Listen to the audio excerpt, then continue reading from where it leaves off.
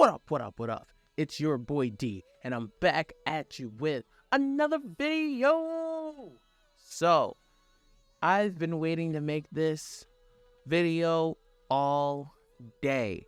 I apologize, your boy had to work. I'm sorry. I'm in the working class. A boy had to work.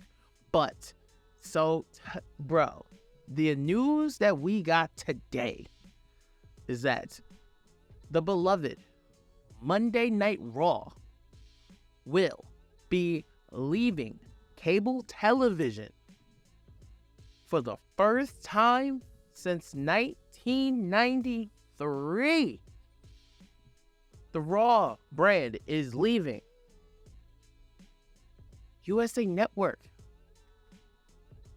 This has been a 30-year relationship between USA and Monday Night Raw.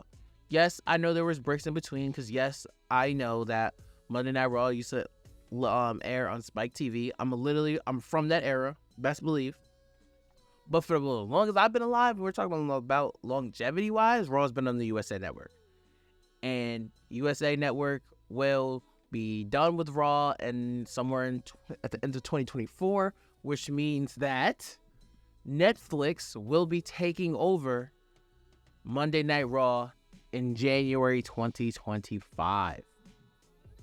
What I have stated is that this deal was for 10 years and $5 billion with an opt-out year at 5 if they don't want to do it. That is nuts. Are you kidding me? What? $5 billion. And then they just restructured that SmackDown's going to, I believe it's going to Tuesday nights anyway, but SmackDown's going to USA Network. So that USA Network relationship with WWE is still staying, and NXT is going to the CW Network. We got some questions here, boys. Oh my, we got some questions here, because one of the questions I want to know is that what happens with Peacock. I know Peacock will probably still be the landing spot for WrestleMania 40 and so on and so forth. But when does the deal with Peacock end? What happens to those media rights? What happens to that library? Because WWE has the most extensive library ever. Not even close. Ever. So where will we see all of those episodes go? And now, especially something like Netflix, where it's hella strict now, and it's getting more expensive, and your households, the amount of people you're supposed to have in your household who can use your Netflix password is shrinking and shrinking and shrinking. Now that leaves us to wonder imagine how many people are going to start to get Netflix now, because now they get to watch Monday Night Raw every week. I've been watching Monday Night Raw every week since I was at least 4 years old. If I didn't have Netflix, I'd be buying Netflix. You're goddamn right. I've been watching Raw ever since. Why would I stop now? You're crazy. So, that is some big ass news. And now we get to see what that looks like. And more importantly, what rating does that look like? Are they going to stick to the PG rating, which would be great? Or are they going to also add something to that? Are they going to, maybe one day we get an adult TV 14 episode? What are the rules? What are the limits? What are we playing with in this new era of WWE that will embark in January of 2025? Now, one of the next things that I want to talk about is The Rock. Found out also today, on this wonderful day, a Tuesday morning, where they were just smacking people with all this news, that former WWE legend and Hollywood megastar Dwayne "The Rock" Johnson is joining the TKO board of directors. What, bro? What? The Rock is on the board of directors of TKO, which is the merger between UFC and WWE? And we were just talking about him versus Roman Reigns?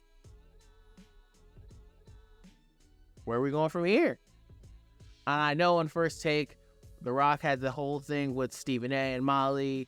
And The Rock said, I'm a long-term guy, and that if me and Roman Reigns main event WrestleMania, it would be the biggest and greatest matchup of all time, which kind of scares me because I can't see The Rock getting into a 3-month build for a story, especially when with John Cena, he built that shit for a year. So could we be looking at 41? Or there's still time to get to 40. I prefer it to be 40, but could we be looking at 41 in Minneapolis or Minnesota? I believe it's in the Vikings Stadium. Who knows? We got something to play with there. We got options. We have options. But now, damn, when you're talking about one of the greatest feuds in the WWF days, you have to mention The Rock and Triple H. And now, look at The Rock and Triple H, both running the company together. That is absolutely insane. So I hope The Rock and TKO, they keep going and they make these megastar moves. I hope Netflix takes a lesson and adds to the wonderful, incredible documentaries that the WWE production team has. Argue with your mother, WWE makes the best documentaries on their superstars of all time. So now imagine if with this partnership with Netflix, you see more collaborations with movies. Imagine you see Roman Reigns' first movies on Netflix, or Bianca Belair is in a movie, or Cody Rhodes is in a movie. What could we be doing there? With that, that could work. What's the timeline on that? And more importantly, now I want to know was, with all these TV deals, does Roman Reigns stay on SmackDown?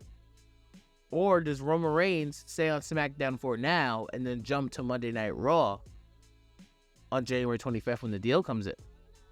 Because I know CM Punk is a Raw superstar right now, but things definitely will change if Cody Rhodes is in the main event of WrestleMania 40 and wins the title. What happens there? We got a lot of things and a lot of directions we can go with all of this, and what these new changes to the WWE could make for not only us as fans, as diehard fans, as for the superstars. Some of these doors that WWE has opened could mean so much more. Now, the next thing I want to know is, I feel like what's going to happen is, if you're asking me, my prediction is that we will be stuck with this big-ass LED stage until January 25, where we will be seeing a brand new stage light up and pyro. Because I think I saw something that said in 2025 they'll be making $800 million from TV rights. What? Bro. WWE is thriving like no other. And honestly, I feel like the only person who probably would hate on all of this, is Tony Khan. You know Tony Khan right now is kicking air right now. Hopefully, without WWE airing on Warner Brothers television now, on like HBO Max or something like that, hopefully AEW will land a deal with them. I know they're going to try some hybrid deal about them airing on TV and on HBO Max. I think that's a little weird. But the only thing I still think is insane is that why they wouldn't just put their library on HBO Max. Because I definitely think streaming will be the way to go in the future for wrestling. And more importantly, that library. I know TNA has its own apps, like the TNA Plus app or something like that. But like, honestly, I wouldn't be surprised if eventually you see Scott D'Amore and them, they sign their library up onto a different network, because they're not getting TNA deserves a lot more eyes and looks. Honestly, I'm not gonna lie to you guys. I don't know what channel Access TV comes on, or even if that's a channel. I don't know if that's an online website. When I watch TNA, normally I catch it on YouTube when it's all put together, or the highlights, because I don't know where the fuck Access TV really even is. So I can see them trying to get their head in the game and get their foot forward and putting that on a bigger platform.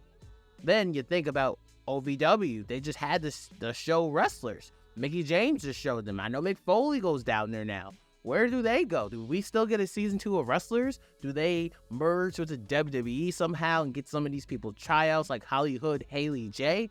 Where do we go from here? See, bro, I have so many questions, and there's so many great opportunities that will come from this. Bro, what? Yo, the WWE is not playing right now, and how grateful are we as fans? This has been one of the wildest roads of the Royal Rumble, especially with that CM Punk and Cody Rhodes promo that we got last night. Mind you, and we are on the build to WrestleMania. We still got like 2 months left. We don't know what the fuck's about to happen. So I just wanted to talk about that. And before I go, I need to address the elephant in the room, Okada. The rumor is on these streets is that Okada is coming to the WWE. The Rainmaker is coming to the WWE. Oh, I'm all for that. Because now, as somebody who I've only seen very few matches of Okada. Very few. I've seen him fight Bryan Danielson the first time in AEW. I've seen him fight Kenny Omega once. So if there's more Okada matches that I need to see, let me know. But I will tell you right now, Okada is ill. He's an absolute star. He is a superstar. Now, I've heard that the rumor is on the streets is that he could be going to NXT, which would be absolutely dope. Hell, if he's in the Rumble, it would be fire. If he made debuts at WrestleMania, it would be heat. But please don't be one of those people. And he's NXT is shit. No, it's not. NXT is actually the best 2-hour show we probably have week to week. Honestly, it's the most cohesive, it's the most easy to follow, and it's probably the most good time we have week to week. Shawn Michaels is doing his thing down there. But bro, could you imagine Okada versus Dragunov? What? Okada versus Dijak? Okada versus Braun Breaker? Bro, there are dogs down there in NXT. Could you imagine any of these matches? But of course, you want them on the main roster because could you just imagine a match between Seth Rollins and Okada? AJ Styles and Okada? Oh my god. Nakamura, Okada? Bro, you can go on all... Gunther? You can go on all day. And as 2024 keeps going, you're going to see a lot of stars either jumping ship or joining AEW. Honestly, this is going to be one of the wildest 2024 years in wrestling we have ever seen. For sure. This is going to be something that we're going to be telling our kids about and gloating about, like how the generation before us gloated about the Attitude Era, how they never shut up about the Attitude Era. I feel like we're going into that one of those ages of what we're going to be talking about. By the time we get to WrestleMania 50 in 2034, I feel like we're all going to be sitting here like, yo, listen, man. When they got to, them early 2020s got crazy. When we got past the pandemic, it got crazy. And I can't wait to immerse myself and continue going with that. That's all I want to talk about, guys, today. There has been a lot of news. This is the second emergency video I've had to do in the last 2 days. It is absolutely insane. But yes, I will be watching NXT tonight, and I will be back tomorrow with a rundown of NXT and Monday Night Raw and last week's Friday Night SmackDown to tell you what cooked and what was hella unseasoned that we need to talk about. So, thank you guys for listening. Please like, comment, and subscribe. I appreciate you guys. I love you guys. We are on the road to 1,000 subscribers. Appreciate the love. Forever gang. I'll see you soon.